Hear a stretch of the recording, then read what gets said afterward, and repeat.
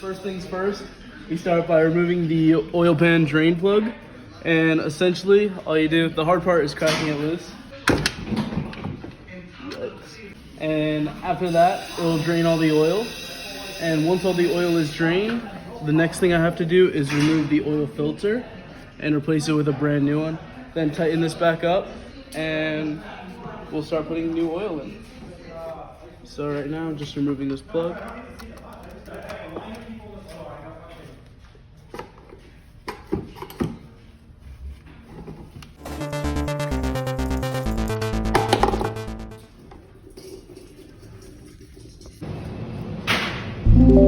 Alright, now that all the oil has mostly drained out of this pan, what we're going to do is we're going to take the oil, the bolt that was sealing it, and they all have these little gaskets on there, but if you see this one, it's cracked, so you don't want to like reuse them if they're broken or chipped, because they'll leak oil. And essentially what we do is we just put this brand new one on there. Oh, if I can. Okay. And then you want to start all these by hand so you don't cross thread. And then I'm going to get the socket again and I'm going to tighten that up. And it's important not to over tighten these, because the same thing can happen if you over tighten them. It'll just crack and eventually leak oil. So you want to get it nice and snug. Right about there. And right now we're going to be changing the oil filter. So I struggled with it by hand for a little while, then decided to get the actual tool for this. These are pliers that are specifically made for changing the oil filter. And they essentially just clamp on, and then you twist it. Once it's loose, it's pretty easy to do by hand.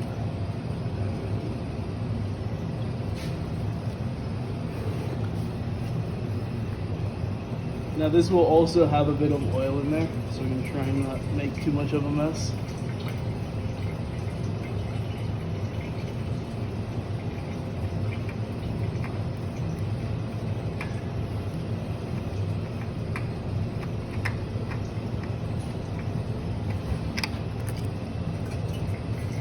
And right here is the old filter.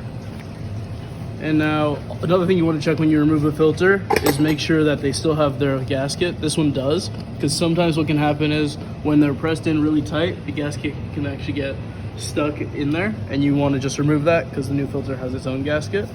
Another thing to look for is these numbers right here. These numbers tell you like which filter it is. In a second, I'm going to go to the back and I'm going to find it. And yeah, now we're going to go check out all the filters.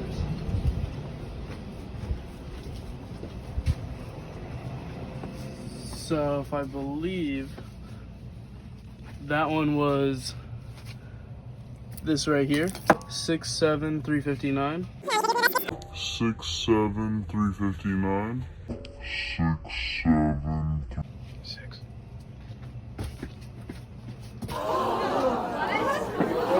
You need to leave!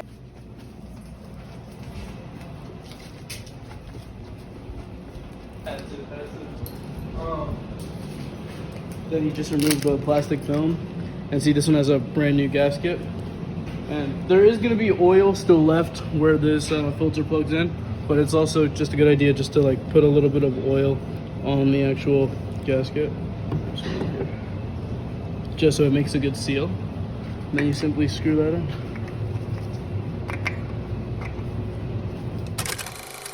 Alright, so now that we have replaced the oil filter and sealed back up the drain plug, we're going to be lowering this car to a good level for me, and then I'll be filling up the tires or just making sure that they're all at a good pressure.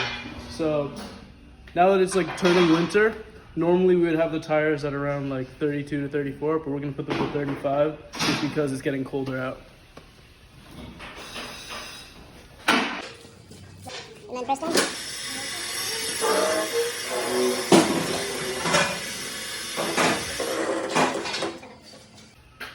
Okay.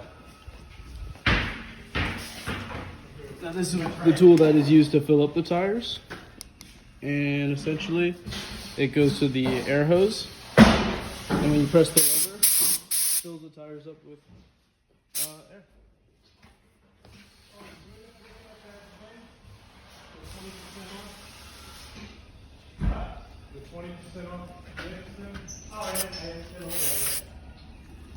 So right now it's at 31, and we want it to be at 35. Oh.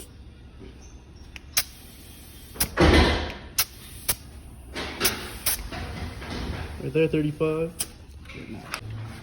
So while we're doing the air of tires, another thing to look for is to check how much thread is left on these tires.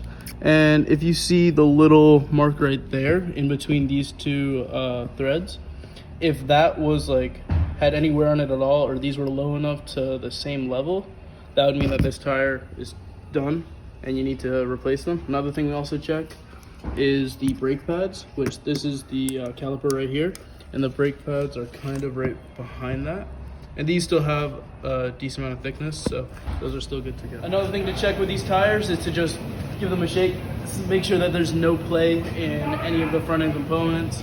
If you look right here, there's like the ball joint, the tire rod, a whole bunch of different suspension parts as well. And you just want to make sure that they're all snug and tight. All right, and now that everything is solid for the rest of this car, we're gonna start refilling it with oil.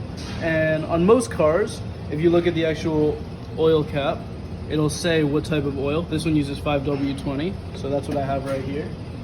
And yeah, I believe this car takes 4 quarts, so that's what we're gonna be putting into it.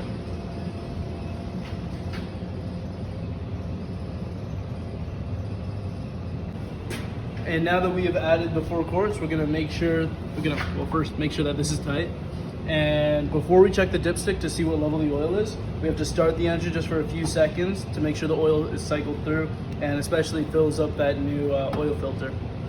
Okay. So that's probably plenty. So now we're checking the level of the dipstick.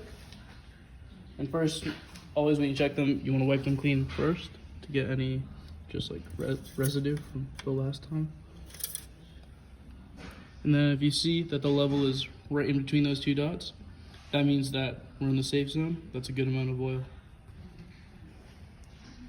And now that the oil change is complete, another thing we like to do is just top it off with washer fluid.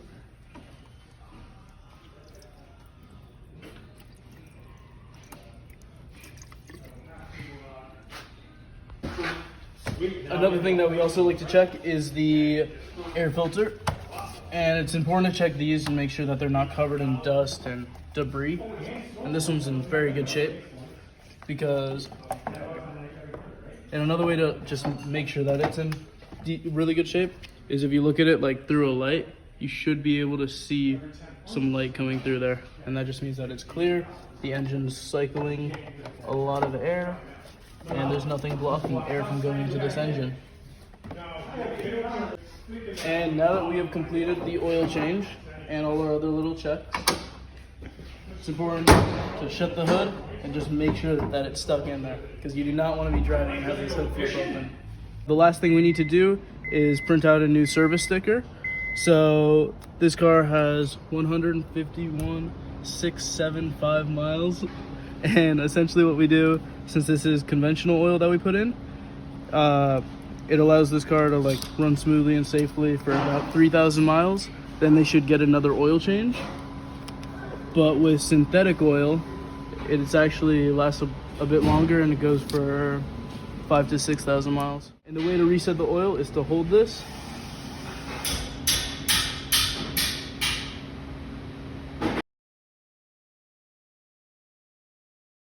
And now it's reset. Awesome.